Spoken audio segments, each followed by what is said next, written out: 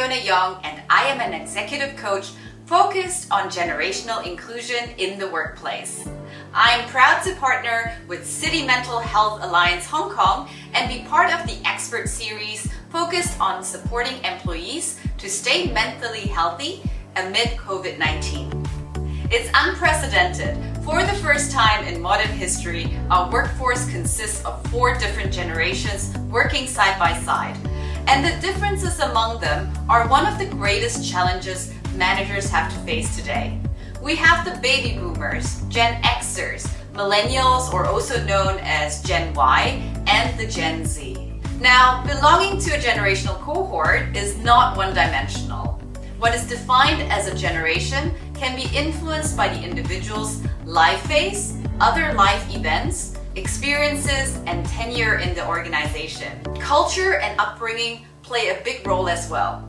Today, in this video, I would like to share some insights based on observations that are most common in each generational cohort. Now, every generation is in a different phase of their career and their life, and experience COVID-19 differently.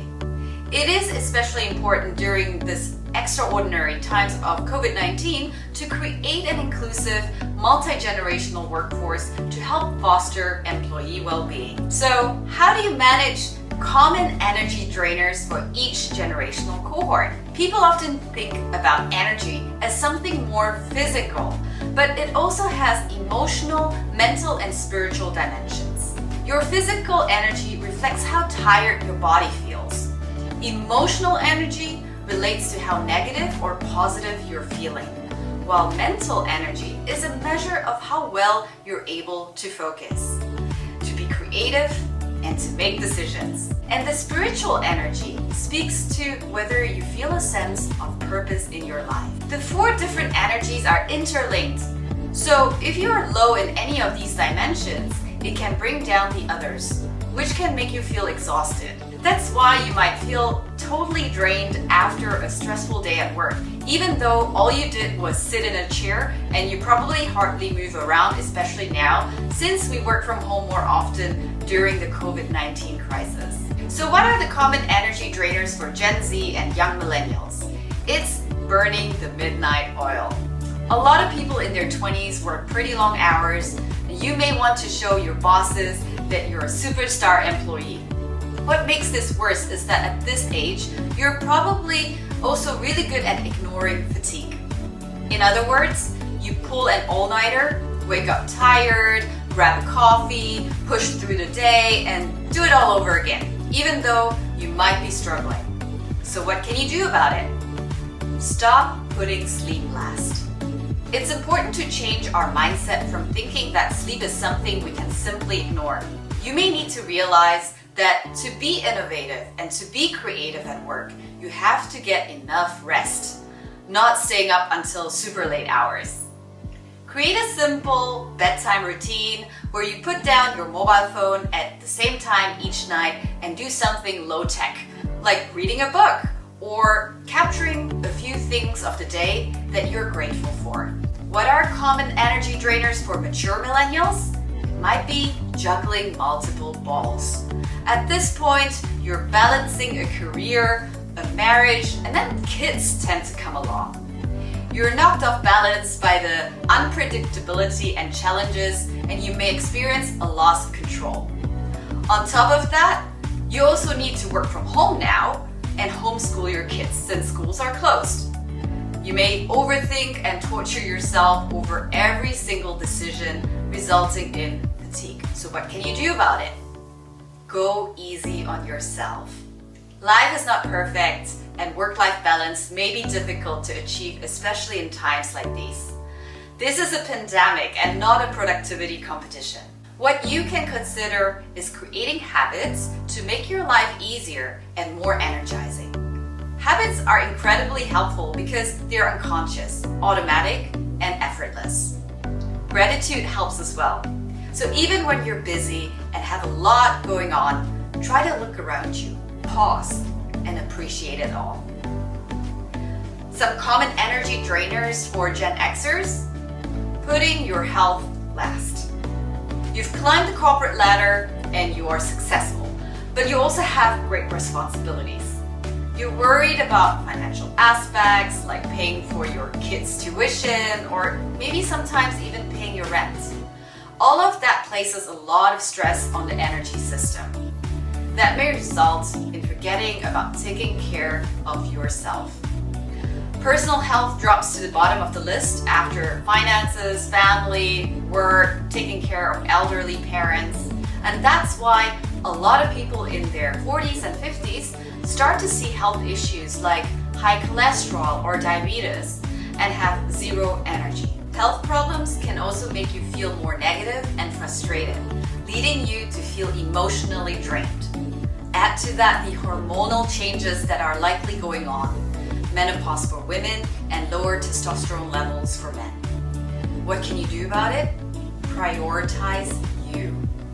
It's the oxygen mask analogy on the airplane. Put it on yourself first so you're able to take care of those around you.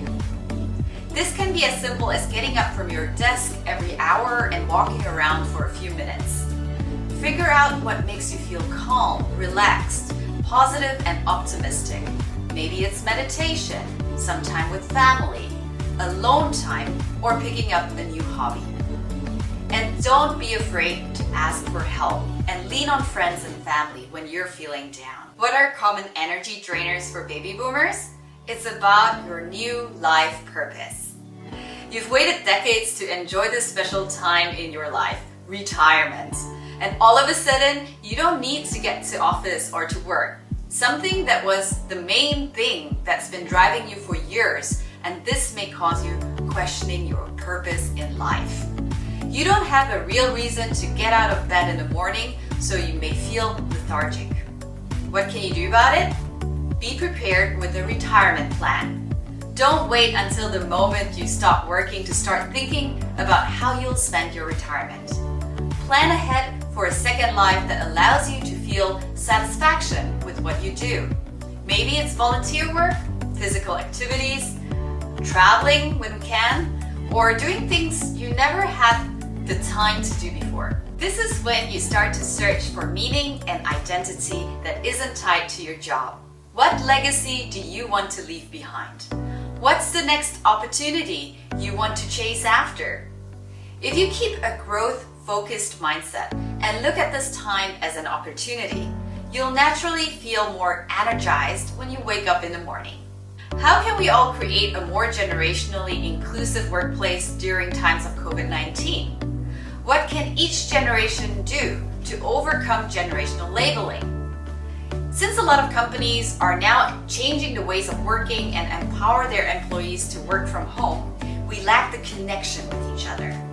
Empathy and patience with one another will help us to collaborate more effectively and humanely.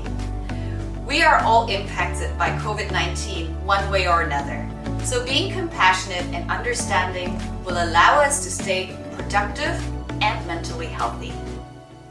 Organizations, leaders, and HR professionals are hopefully creating inclusive workplaces to make reasonable adjustments to work schedules and workloads to support employees, managing health concerns, and offer professional support through employee assistance programs.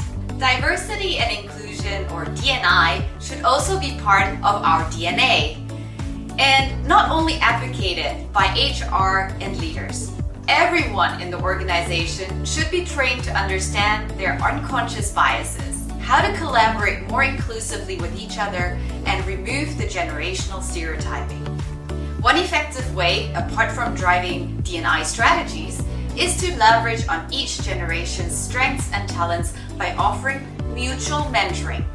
Mentoring programs have existed in many organizations, and some are now implementing reverse mentoring, where the young generation mentor the mature colleagues. However, mutual mentoring offers benefits for both parties and embrace respect for another. It's easier to determine the generational differences that set us apart, but based on research, there are also generational commonalities. We all want to feel empowered, respected, and trusted.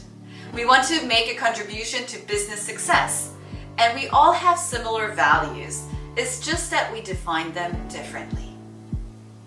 Let's make sure we continue our efforts to create an inclusive and diverse work environment so that each individual feels a sense of belonging and connectedness, and where their contribution really matters, also post-COVID-19. There may be generational differences, but in this challenging time, I'm hopeful that more organizations and individuals foster generational commonalities and leverage on each other's diverse strengths, resulting in employee well-being. Thanks for watching and for being an advocate for a generationally diverse and inclusive workplace to support our well-being and mental health.